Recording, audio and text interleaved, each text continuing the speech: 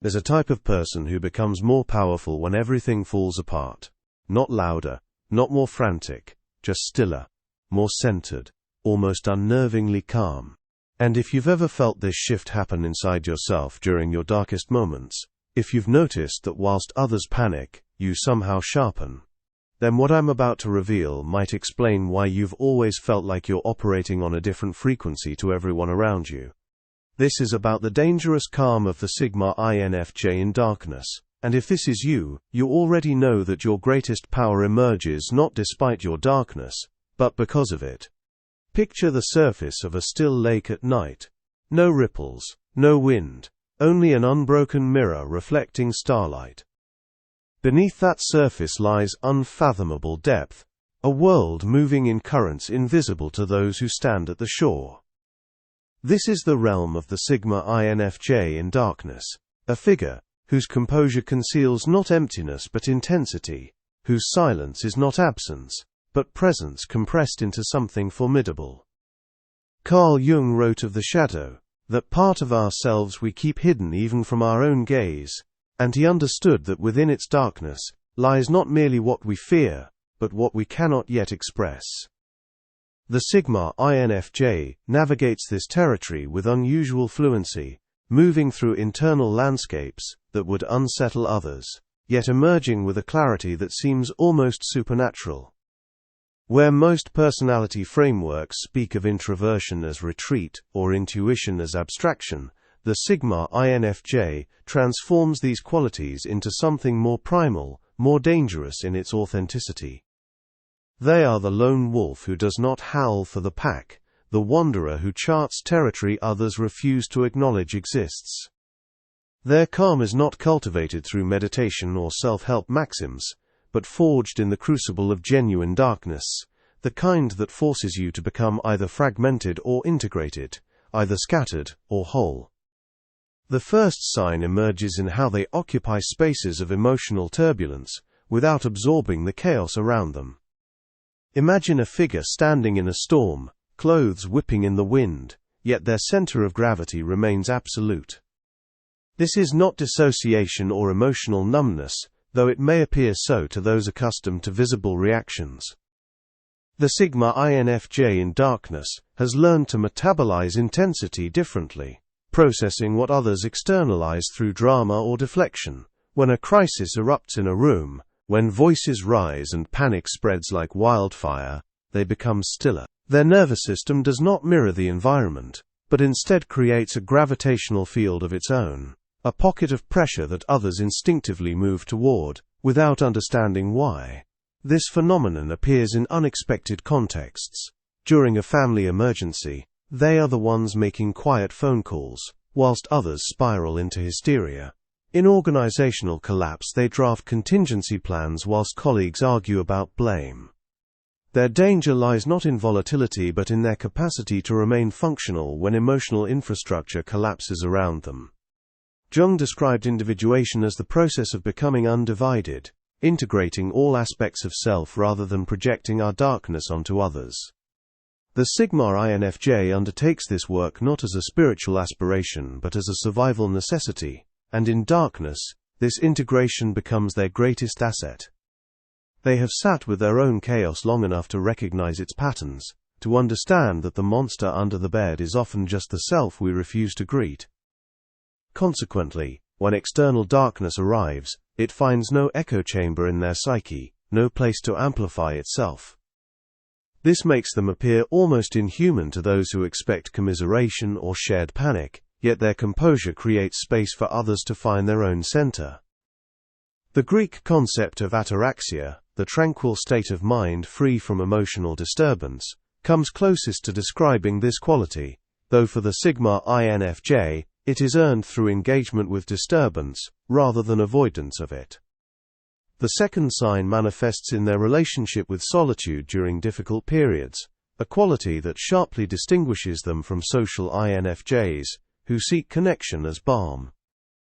The Sigma INFJ retreats not to lick wounds, but to alchemize them, transforming pain into insight through a process others rarely witness. Nietzsche wrote that those who have a why to live can bear almost any how, and the Sigma INFJ discovers their why precisely in the depths where others lose theirs. When darkness descends, whether through loss, betrayal, an existential crisis, or the slow grinding collapse of carefully built structures, they do not immediately reach out to support networks or therapeutic interventions. Instead, they descend further into the experience, spelunking into their own psychological caverns, with the methodical attention of an explorer charting unmapped territory. This is not masochism but radical curiosity about the architecture of suffering itself. They want to understand not just what hurts, but why it hurts in precisely this way, what this particular darkness reveals about the human condition, and their own psyche's construction. Their journals during these periods, if they keep them, read less like emotional processing, and more like field notes from the underworld. They document patterns, trace connections between present pain and past wounds, and map the ways their defense mechanisms activate and sometimes fail. This approach appears clinical to those who encounter it, a detachment bordering on the pathological, yet it represents something more nuanced. The Sigma INFJ has learned that their greatest power emerges not from avoiding the abyss, but from studying it so thoroughly that it becomes familiar territory. Plato's allegory of the cave tells of prisoners who see only shadows on the walls, mistaking illusions for reality, and of the philosopher who escapes into sunlight, only to return and guide others. The Sigma INFJ reverses this journey. They descend into the cave not because they are imprisoned, but because they understand that true knowledge requires confronting what hides in darkness. Their solitude during a crisis is not withdrawal but immersion, a deliberate choice to face what others externalize or medicate away. The third sign appears in how they navigate moral ambiguity, without losing their ethical center, a capacity that makes them both compelling and unsettling to observe. Most people construct morality as a set of rules, bright lines between right and wrong, that provide guidance when circumstances become murky. The Sigma INFJ in darkness operates differently. They understand that genuine ethical decision-making often occurs precisely in spaces where conventional morality fails, where every choice carries weight and cost, where the hero and the villain might make identical choices for different reasons. This does not make them relativists or nihilists, though accusations of both may follow them. Instead, they have developed what might be called moral depth perception, an ability to hold multiple ethical frameworks simultaneously, and navigate between them based on context rather than rigid principles. Consider how this manifests in practice. Faced with a situation where honesty would cause genuine harm and deception would preserve well-being, the typical INFJ agonizes over their integrity, torn between competing values. The Sigma INFJ makes the difficult choice, lies if necessary, and carries the weight of that decision without seeking absolution or justification. They accept that ethical maturity sometimes means accepting complicity in imperfect outcomes, that purity is often a luxury purchased through other people's suffering. Jung spoke of the integration of the shadow as essential to wholeness, arguing that we cannot become fully human whilst disowning the parts of ourselves that disturb our self-concept. The Sigma INFJ applies this logic to moral life itself. They acknowledge their capacity for cruelty, manipulation and self-interest, not as failures of character, but as aspects of human complexity that must be consciously stewarded, rather than suppressed. This makes them dangerous in the truest sense. They will not be controlled through shame or social pressure, because they have already acknowledged and integrated what others use as weapons. When they choose compassion, it comes not from naive goodness but from a sophisticated understanding of interconnection. When they set boundaries, these emerge not from fear but from clear-sighted recognition of what serves genuine well-being, versus what merely appeases social expectation. The mythic figure of Chiron, the wounded healer who cannot heal his own injury yet guides others toward healing, captures something of this dynamic. The Sigma INFJ's moral authority derives precisely from their willingness to inhabit the wound, to remain in conversation with their own darkness, rather than transcending it through spiritual bypass or philosophical abstraction. The fourth sign emerges in how they process information during a crisis, not linearly but through what might be called pattern recognition in the dark. Imagine a bat navigating caves using echolocation, constructing a map of space by bouncing sound waves off invisible surfaces. The Sigma INFJ employs a similar technique with psychological and social dynamics. When systems collapse, when narratives fragment, when the stories people tell themselves stop cohering, most individuals grasp for familiar frameworks, or retreat into dogmatic certainty. The Sigma INFJ does something more peculiar. They stop trying to see clearly, and instead feel for the shape of what is happening, using their intuitive function not as a lamp but as a kind of sonar. This manifests as an uncanny ability to predict outcomes in chaotic situations, not through logical extrapolation but through sensing underlying patterns that have not yet surfaced. They will mention casually that a seemingly stable relationship is about to implode, that an organization's culture is rotting from within despite outward success, that a person's carefully maintained facade is about to crack. When asked how they know, they cannot always articulate the reasoning, because it bypasses conscious analysis. Their NI function operates like an early warning system calibrated to detect structural instability, and in darkness, when visual cues and social performances lose their reliability, this sense intensifies.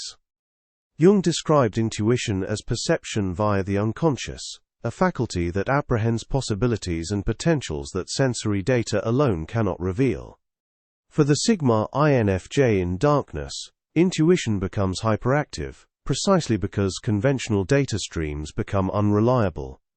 They learn to trust the information rising from the unconscious, the dreams that contain more truth than waking conversations, the sudden insights that arrive fully formed without logical preamble. This makes them appear prophetic or paranoid, depending on whether their predictions prove accurate, and the distinction between the two often remains unclear until time renders its verdict. The Norse god Odin hung himself from Yggdrasil for 9 days to gain wisdom, sacrificing himself to himself, trading certainty for knowledge of deeper patterns. The Sigma INFJ makes a similar trade. They sacrifice the comfort of clear vision, of straightforward causality, and in return gain access to the subliminal currents that shape outcomes before they become visible. In darkness, this gift becomes essential, allowing them to navigate when others stumble. The fifth sign manifests in their relationship with power, particularly the power that comes from understanding what motivates others, at levels those individuals may not consciously recognize. Most INFJs struggle with power, viewing it as corrupting or antithetical to their values-driven nature. The Sigma INFJ in darkness develops a more sophisticated understanding. They recognize that power itself is neutral, that the question is not whether to have it, but how to wield it, and toward what ends. Their danger lies in their ability to influence outcomes without appearing to exert force, to guide situations through subtle interventions that leave no fingerprints. This is not manipulation in the conventional sense, though it can seem so. It is more like being a gardener who shapes growth through careful pruning, rather than a sculptor who imposes form through violence. They understand that people move toward their own desires when obstacles are removed, that the most effective leadership often involves creating conditions, rather than issuing commands. In darkness, when social structures weaken and visibility decreases, this capability intensifies. The Sigma INFJ can read a room's emotional currents within moments, identifying who holds informal power, where alliances have formed, and which narratives are gaining momentum. More importantly, they understand how to intervene at leverage points, small actions that create disproportionate effects. A carefully timed question that exposes a hidden assumption, a strategic silence that forces others to fill the space and reveal their agendas, a reframing that shifts the entire conversation without confrontation. Machiavelli, often misunderstood as advocating cruelty, actually argued that effective leadership requires understanding things as they are, rather than as we wish they were. The Sigma INFJ embodies this realism without Machiavelli's cynicism. They see clearly how power operates, how status games and ego investments shape group dynamics, yet they retain their deeper values about what power should serve. This combination makes them formidable during periods of instability when others are most vulnerable to influence. They can become the quiet architect of outcomes. The person whose name appears nowhere in official accounts, but whose fingerprints are on every significant decision. The Greek concept of metis, the cunning intelligence Odysseus embodied, captures something of this power. It is not brute force but adaptive intelligence, the ability to find solutions in situations where conventional approaches fail. The sixth sign appears in how they maintain identity coherence when external validation disappears, a test that breaks many who define themselves through others' perceptions. The Sigma INFJ constructs identity differently from the start, building it not on social roles or achievements but on something more foundational, more challenging to articulate. Jung spoke of the self, capitalized, as distinct from the ego, a deeper center of personality that transcends conscious identity. The Sigma INFJ in darkness learns to locate themselves in this deeper self, making them almost immune to the identity crises that accompany major life disruptions. When careers collapse, when relationships end, when health fails, or when dreams die, most people experience these losses as existential threats because they have confused who they are with what they do, or who they are with. The Sigma INFJ suffers the loss, feels the grief fully, but does not fragment in the same way. Their core identity remains intact, because it was never invested primarily in external structures. This quality can appear cold or detached, as if they care less about their losses than others do. The opposite is true. They care deeply but have learned to separate attachment from identity, to love people and projects, without making those loves the foundation of selfhood. This distinction becomes clearest in darkness, when everything built can be stripped away.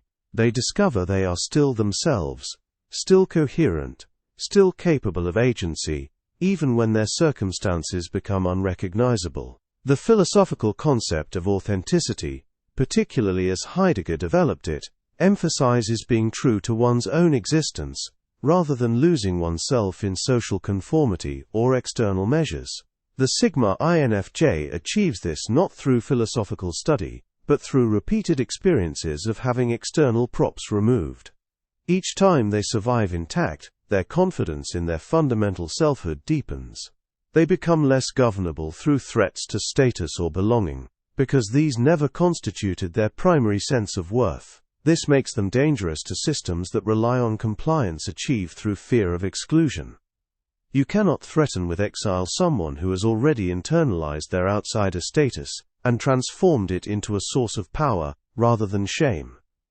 The seventh sign manifests in their approach to truth-telling, particularly truths that others find inconvenient or destabilizing. Most people navigate social reality through strategic presentation, managing what they reveal based on what will be received well, or advance their interests. The Sigma INFJ in darkness abandons this calculus. Not recklessly, but deliberately. They have learned that genuine connection requires authentic disclosure, that the cost of being misunderstood is lower than the cost of being understood only through a false presentation. This does not make them brutally honest, or socially oblivious. Instead, they develop a sophisticated sense of when truth serves, and when it merely satisfies the ego's need to be right. But within that framework, they refuse to participate in collective delusions, to pretend enthusiasm they do not feel, or agreement they do not hold. This creates friction in social environments, built on pleasant fictions, on the agreement not to mention what everyone perceives, but no one wants to acknowledge. The Sigma INFJ becomes the person who says the emperor has no clothes, not from naivete but from refusal to participate in the charade. In darkness, when stakes rise and consequences intensify, this commitment to reality over comfort becomes their anchor. They would rather face hard truths and adapt, than preserve hope through denial. This quality attracts some people with intense force whilst repelling others with equal force. Those who crave authenticity find the Sigma INFJ's presence deeply nourishing, a relief from constant social performance. Those invested in maintaining particular narratives experience them as threatening, a destabilizing force that might crack carefully constructed facades. The ancient Greek concept of parrhesia, often translated as fearless speech or frank speech, captures this quality. It meant speaking truth to power, telling the sovereign what he needed to hear, rather than what he wanted to hear, accepting the risk that came with such honesty. The Sigma INFJ practices parrhesia, not as political courage, but as psychological necessity. They have integrated their shadow sufficiently that they cannot maintain the split between public and private selves that most social functioning requires. What they know, they embody, and what they embody eventually emerges in their speech and action, regardless of social cost. The eighth sign emerges in how they relate to their own darkness, not as something to overcome but as territory to inhabit and understand. Most spiritual and psychological frameworks position darkness as the problem and light as the solution, encouraging people to transcend their shadows, overcome their demons, and reach enlightenment. The Sigma INFJ recognizes this as a trap, another form of spiritual bypassing that leaves the shadow intact but disowned, projected outward onto others, or relegated to the unconscious, where it continues to operate autonomously. Instead, they develop what might be called a relationship with their darkness, treating it not as an enemy, but as a neglected territory of the self. They learn the geography of their anger, understand what triggers their cruelty, and recognize when their desire to help masks a need to control. This is not comfortable work. It requires sitting with aspects of self that contradict cherished self-concepts, acknowledging capacity for harm alongside capacity for healing. Jung insisted that confronting the shadow was essential work, that we cannot become whole whilst disowning parts of ourselves. He wrote that the shadow is 90% gold, that within what we reject lies vitality and authenticity we have suppressed to gain social acceptance. The Sigma INFJ mines this gold, reclaiming aggression that was socialized into people-pleasing, sexuality that was compressed into propriety, and ambition that was hidden beneath self-effacement. In darkness, this integration accelerates, because pretense becomes unsustainable. When external structures collapse, internal structures must hold, and that requires radical honesty about what those structures contain. The Sigma INFJ discovers that befriending their darkness increases capacity rather than diminishing it.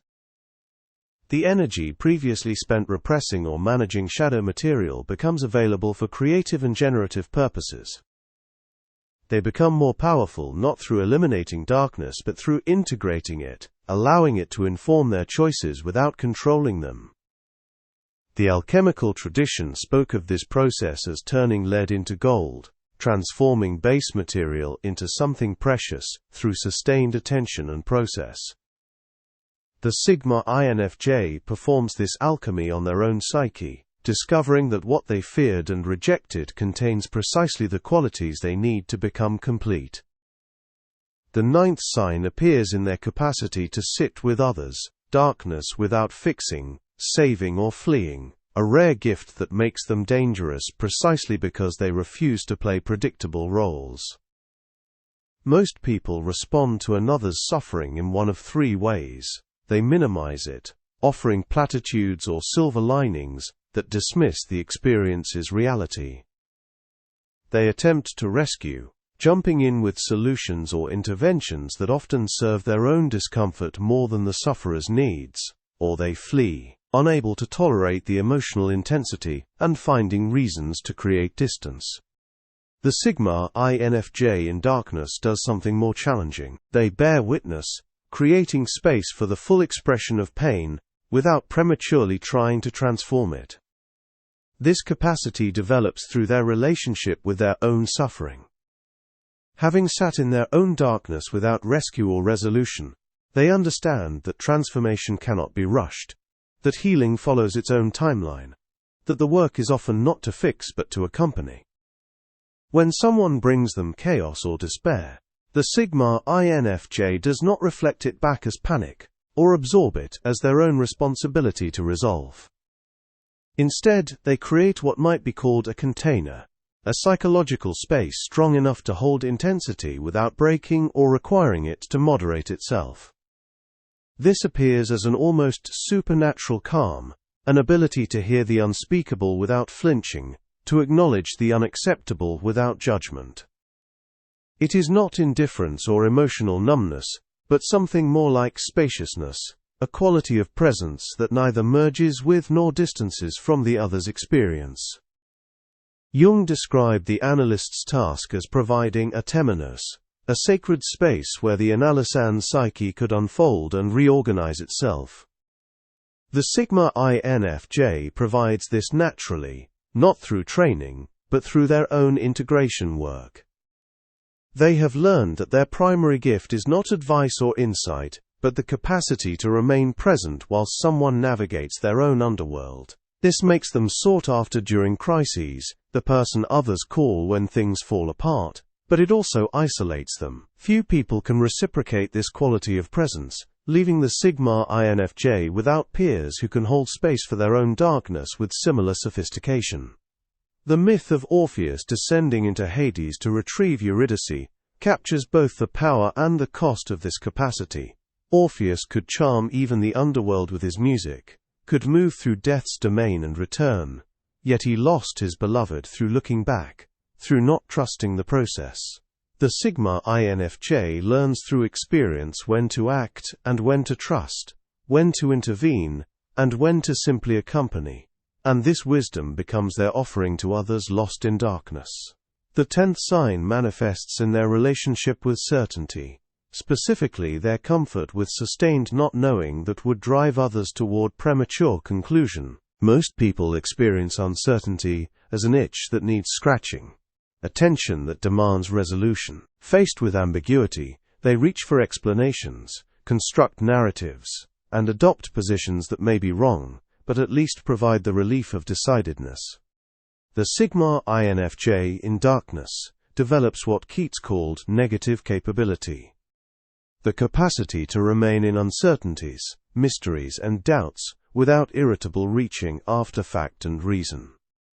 This does not mean they avoid conclusions altogether or wallow in indecision.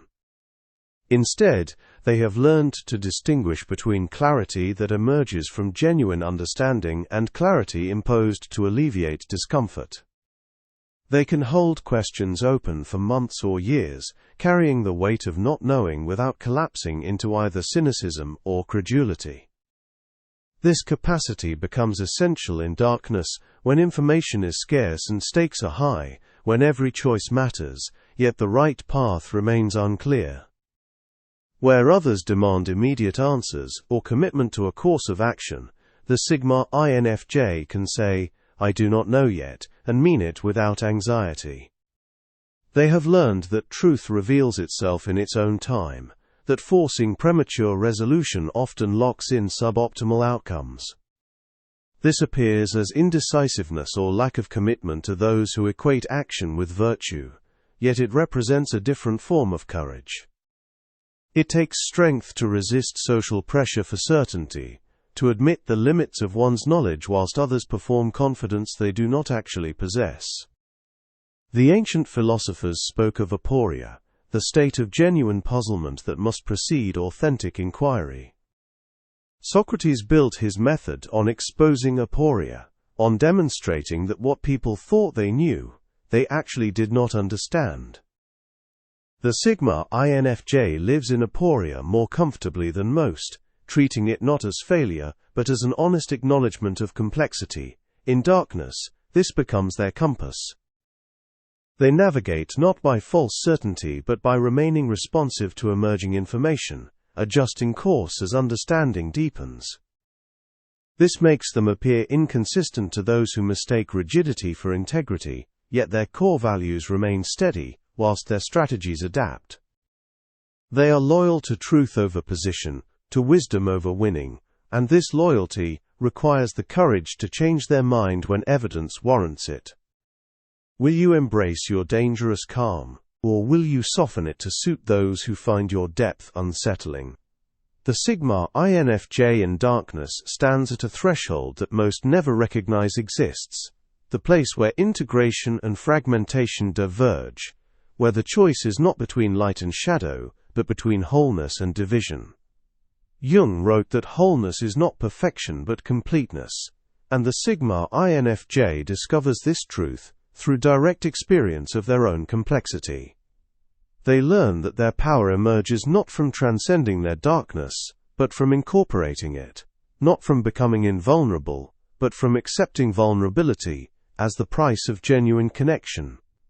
The mythic journey always leads through the underworld before returning transformed, and the Sigma INFJ makes this journey not once but repeatedly, each descent teaching new aspects of themselves, each return bringing deeper capacity to inhabit their full humanity. Their calm is dangerous because it is earned rather than assumed, forged in crucibles that would have shattered more fragile structures. They know what they are capable of, both creation and destruction, both healing and harm, and they accept responsibility for consciously choosing which capacities to activate in any given moment. This is not the innocence of those who have never faced darkness, but the wisdom of those who have faced it and returned with knowledge of its terrain. The world needs such figures, precisely because they cannot be manipulated through appeals to fear or shame, cannot be controlled through promises of belonging or threats of exclusion. They have already walked through fire and discovered that what burns away is only what was never essential. What remains is solid, tested, capable of bearing weight that would crush untested spirits. So the question returns to you. Reading these words, and recognizing yourself in them, will you claim this identity fully? Or will you continue to soften your edges to fit spaces too small to contain your actual dimensions? The dangerous calm of the Sigma INFJ in darkness is not a costume to wear but a truth to embody, and embodiment requires courage to stand in your full complexity even when others prefer you diminished. The shadows beckon not as a destination but as territory to be explored and integrated, and the journey continues whether you claim it consciously or not. The only choice is whether you walk it with eyes open, mapping the terrain as you go, or stumble through it reactively, never quite understanding why you keep ending up in familiar darkness. Choose wisely, for the stakes are nothing less than who you become in the crucible of your own becoming. If this resonated with you, if you found yourself recognizing these patterns in your own journey through darkness, then you're part of a rare constellation of people who refuse to split themselves into acceptable and unacceptable parts. This channel exists for those of you willing to explore the full depth of what it means to be human, to integrate rather than transcend, to claim your power through wholeness rather than perfection. Subscribe if you want more explorations into the psychology, mythology, and lived reality of the outsider archetypes, the deep thinkers who transform their darkness into wisdom. And tell me in the comments, which of these signs resonated most powerfully with your experience? I read every response, and your insights often shape the explorations we undertake together. Until next time, stay integrated.